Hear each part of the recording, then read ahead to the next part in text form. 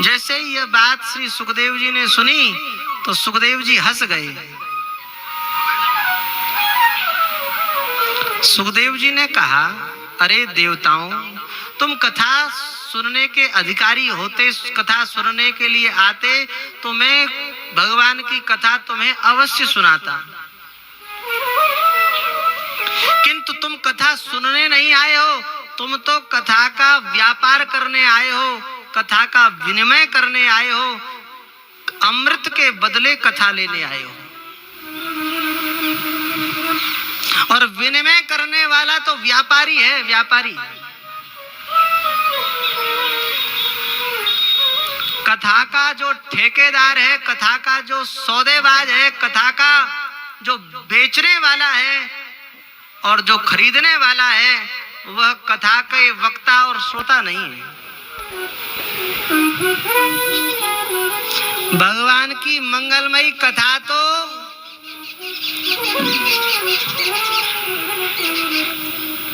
उनके लिए है जो वास्तव में भगवान की प्राप्ति करना चाहते हैं, जिन्हें नेत्रों का रोग लगा हुआ है, जिनके हृदय में पीड़ा है, जिनके हृदय में श्री कृष्ण का दर्शन करने का कष्ट है, दुख है, उनके लिए श्रीमद् भागवत की कथा है।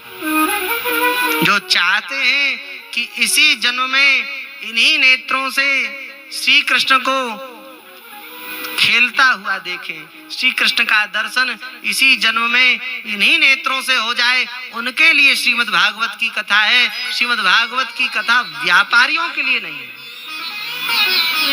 श्रीमद् भागवत की कथा मनोरंजन का विषय भी नहीं है। मनोरंजन के लिए हजार उपाय, आत्मरंजन का एक उपाय श्रीमद् भागवत, श्रीमद् भागवत, श्रीमद् भागवत।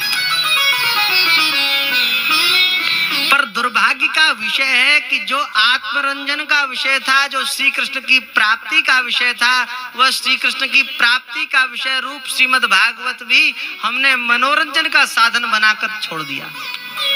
ऐसे ऐसे विषयी गीत गाए जाते हैं, ऐसे ऐसे ऊट पटांग की धुनी बजाई जाती है, ऊट पटांग के कार्य होते हैं भागवत के नाम पर, कथा के नाम पर, जो कथा की महिमा को घटाते हैं, कलंकित करते हैं।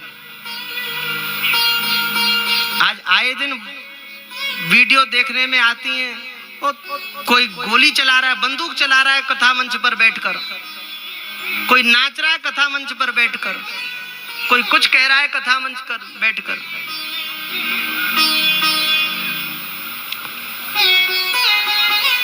वक्ता का कार्य है सावधानी पूर्वक कथा कहे और श्रोता का कार्य है सावधानी पूर्वक कथा सुने। दो प्रकार के श्रोता और वक्ता हैं। एक श्रोता है, एक वक्ता है। एक वक्ता है कृष्णार्थी वक्ता। कृष्णार्थी वक्ता जब कथा कहेगा तो श्री कृष्ण का बनकर श्री कृष्ण की कथा श्री कृष्ण के लिए कहेगा। फिर सुनो, कृष्णार्थी वक्ता भगवान की प्राप्ति करने की इच्छा रखने वाला वक्ता जब कथा कहेगा तो भगवान का बनकर भगवान की कथा भगवान के लिए कहेगा, संसारी के लिए नहीं कहेगा।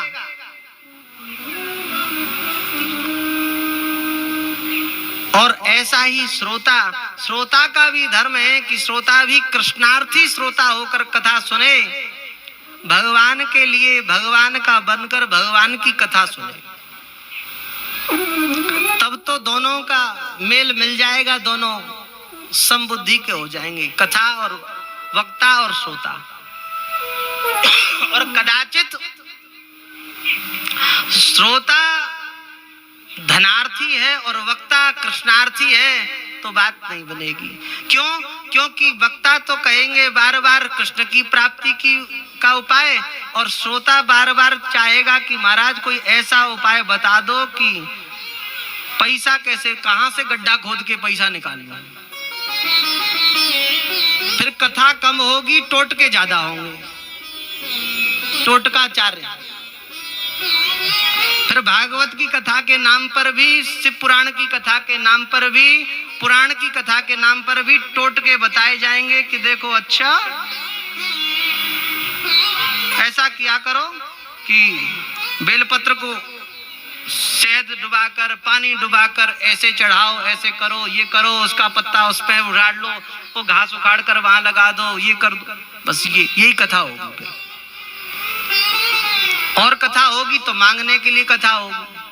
हमारा आश्रम बन रहा है, हमारे आश्रम के लिए दान दो, ये दो, वो दो, वहां वो मंदिर बनना है, वहां गौशाला बन रही है, वहां ये बनना है, वहां कथा नहीं होगी। आप देख लो टीवी खोलकर।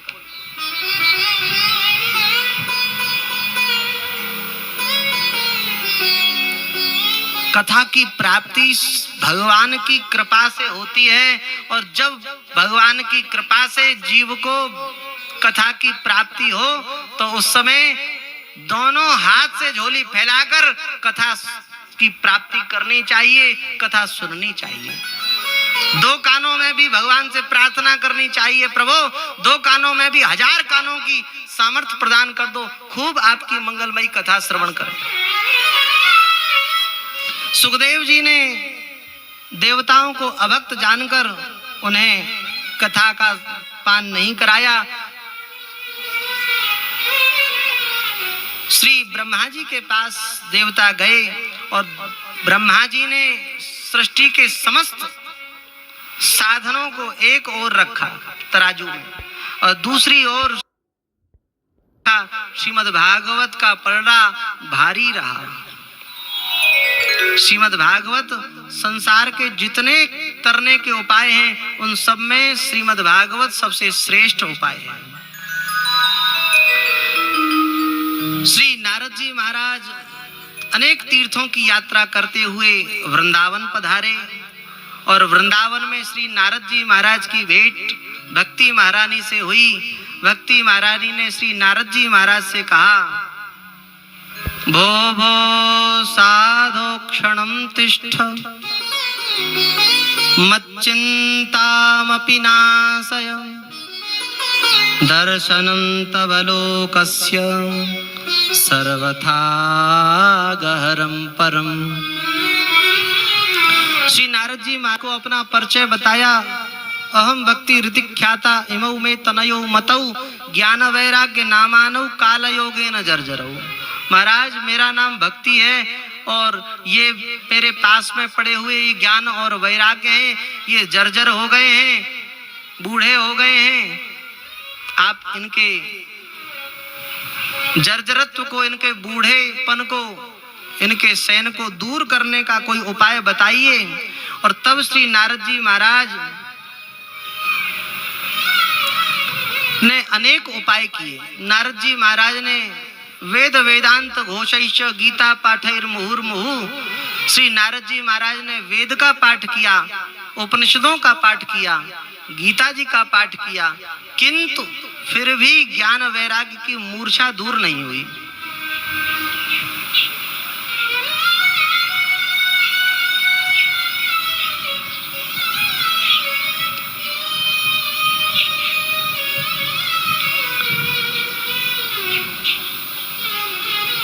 क्यों नहीं हुई? एक विचार, क्या गीता जी की महिमा कम है? सर्वोपनिषदो गावो दोग्धा गोपाल नंदन पार्थो वत्स सुधीर भोक्ता दुग्धम गीता मृतम महत। ये तत्व की बात है। अब एक हंसी की बात सुन लो, वो आपके मतलब की है।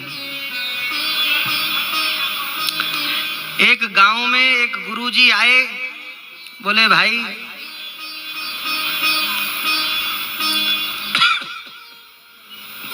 भगवान की कथा से, भगवान की चर्चा से ही कल्याण होगा।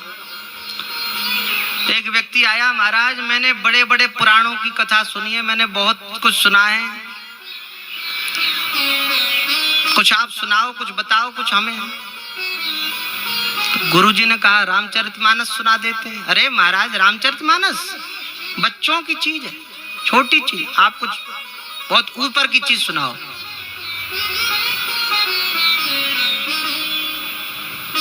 गुरुजी ने कहा अच्छा चलो गीता जी की, हाँ गीता जी थोड़ा ठीक है, सुनाओ। गुरुजी ने कहा चलो कोई अच्छी बात है, गीता जी की बात सुनना चाहता। अब गीता जी का खूब अच्छा उपदेश किया, पूरी संपूर्ण गीता जी की कथा कही। 7 दिन तक गीता जी की कथा सुनाई और तब गुरुजी ने पूछा, बताओ समझ में आई? गीता जी की कथा बढ़िया लगी? उसने कहा, हाँ महाराज, कथा तो आप ठीक कह लेते हैं, हमको तो समझ में सब आ गई। और अंदर से ये कह रहा था कि जितनी आपको समझ में नहीं आई ना, उससे भी ज्यादा हमको समझ में आ गई। आपकी समझ में भी जो नहीं आया ना, वो भी हमारी समझ में आ गया। पर चलो, आप बार बार कह रहे हैं, पूछने की बात कर रहे हैं, तो पूछ लेते हैं, आपकी क्या याद करोगे? किसी ने पूछा था, गुरुजी ये बताओ, आपने कहा सर्वोपनिषदो गावो दो गधा गोपाल नंदन। गुरुजी वो 2 गधा कौन थे? वो गीता जी की कथा में 2 गधा कौन थे, ये बताओ। और तो सब मेरी समझ में आ गया। अब गुरुजी ने तो 7 दिन कथा कही थी।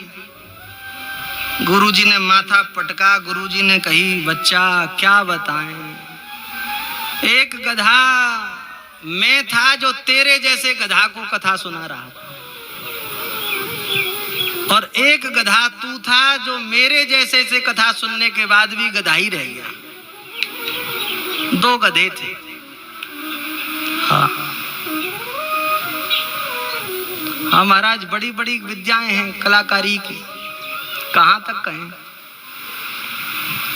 एक राजा की बेटी, उसने शर्त रखी विवाह के लिए कि मैं विवाह उससे करूंगी जो 100 गुण संपन्न होगा, जो 100% गुणों से युक्त होगा, 100 गुण युक्त होगा, उससे विवाह करूंगा। बड़े बड़े पंडित आए, पर बड़े बड़े पंडितों को सबको उसने पराजित कर दिया। अब बड़े बड़े पंडित सब लज्जित हो गए कि देखो इसने हमको पराजित कर दिया।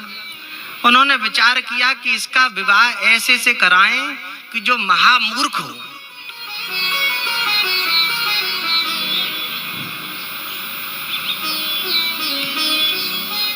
अब पंडित, बड़े बड़े राज्य के पंडित इधर उधर घूमे, देखें कि कोई मूर्ख मिले।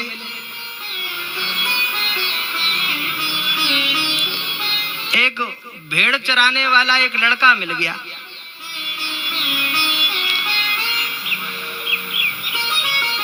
उस लड़के को पूछा, तू ब्याह करेगा? रानी से ब्याह करना है? बोले हाँ कर लूंगा, पर देख एक शर्त है।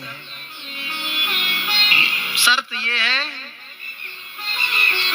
तू कुछ बोलना मत वहां जाकर, हम सब बोल लेंगे, बात कर लेंगे। और वो बड़े बड़े पंडित सब राजा महाराज के पास गए। महाराज, आपकी राजकुमारी के लिए हमने देश देशांतर में पंडित ढूंढे, देश देशांतर में विद्वान ढूंढे, पर महाराज 100 गुण संपन्न तो कोई नहीं मिला। 98 गुण संपन्न मिला है। कितने? 98 गुण संपन्न मिला है, 2 ही गुण नहीं है। आप कहो तो कराएं, और नहीं आप जानो, आपका काम जानो। और राजा ने विचार किया कि चलो 100 नहीं तो 98 ही सही, 2 ही गुण तो हैं, कम है। 2 गुण तो यहाँ हमारे पास में आकर भी सीख जाएगा। महाराज, उस भेड़ चराने वाले का ब्याह राजकुमारी के साथ हो गया, और राजकुमारी के साथ विवाह हुआ। राजकुमारी ने विवाह के बाद में उस व्यक्ति से पूछा, क्यों जी, आप ये बताओ आपके अंदर 98 गुण कौन कौन से हैं? उसने कहा, तू बड़ी मूर्ख है। अरे 98 गुण पूछ रही, ये पूछ कि 2 गुण कौन से नहीं है, तो अपने आप तुझे पता चल जाएगा। उसने कहा, अच्छा आप तो बहुत बुद्धिमान हैं, यही बताइए कि आपके अंदर 2 गुण कौन से नहीं हैं। तो उस 98 गुण संपन्न व्यक्ति ने कहा, देख, एक तो मैं कुछ जानता नहीं हूं, हाँ, और दूसरा मुझे कोई समझाए तो मैं उसकी बात मानता भी नहीं हूं। अब आपसे हम पूछें कि आपको 2 गुण वाला बनना है कि 98 गुण वाला? बताओ जी, 2 गुण वाला बनोगे कि 98 गुण वाला? कौन सा ठीक है? कालीचरण, कौन सा ठीक है? 2 वाला ठीक है।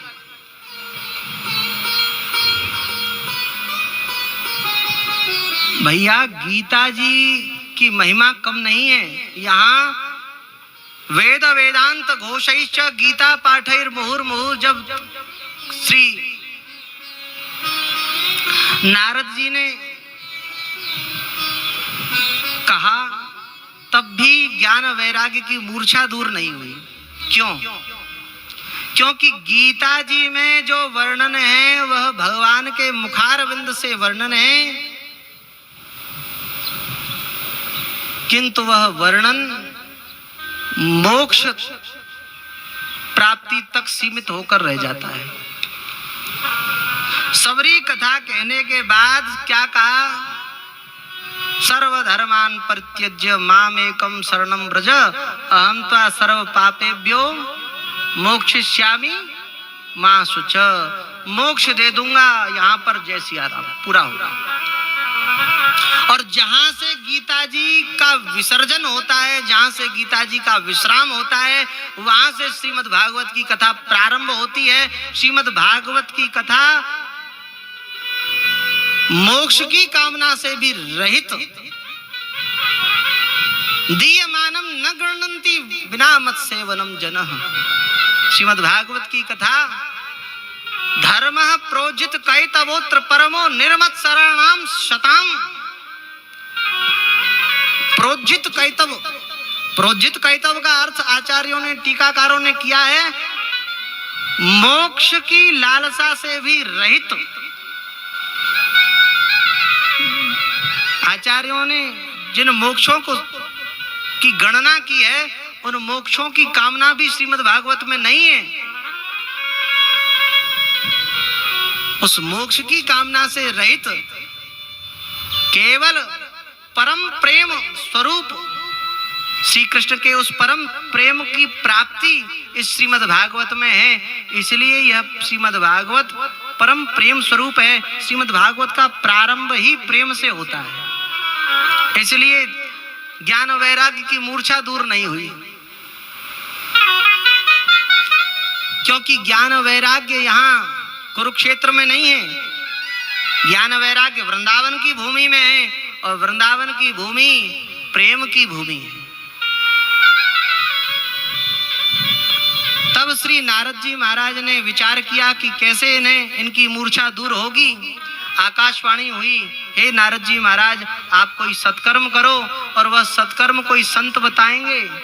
और श्री नारद जी महाराज अनेक संतों के पास गए, किंतु जब कहीं कोई समाधान नहीं हुआ तो नारद जी महाराज बद्रिकाश्रम हिमालय पर्वत पर भगवान बद्री नारायण के पास गए, और वहां श्री नारद जी महाराज को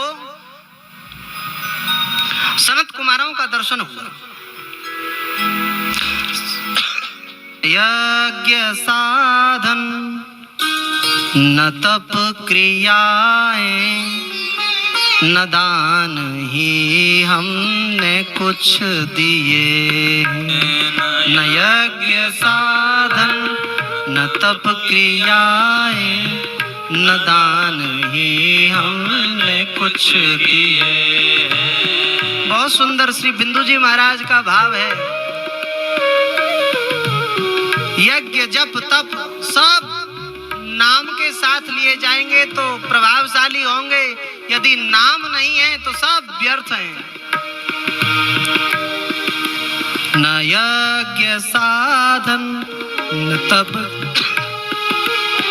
न यज्ञ साधन न तप किए, न दान भी हमने कुछ किए, न दान भी हमने कुछ किए हैं। परंतु मन में है ये भरोसा, परंतु मन में है भरोसा, पीयूष हरि नाम का पिए हैं, पीयूष हरि नाम का पिए हैं। न यज्ञ साधन न तप क्रियाएं, न दान ही हमने कुछ किए हैं। न यज्ञ साधन न तप क्रियाएं, न दान ही हमने कुछ किए हैं। न वेद विधि का विधान है कुछ, न आत्म अनुभव का ज्ञान है कुछ। न वेद विधि का विधान है कुछ, न आत्म अनुभव का ज्ञान है कुछ। यही है केवल कि श्याम सुंदर चरण तुम्हारे ही गह लिए।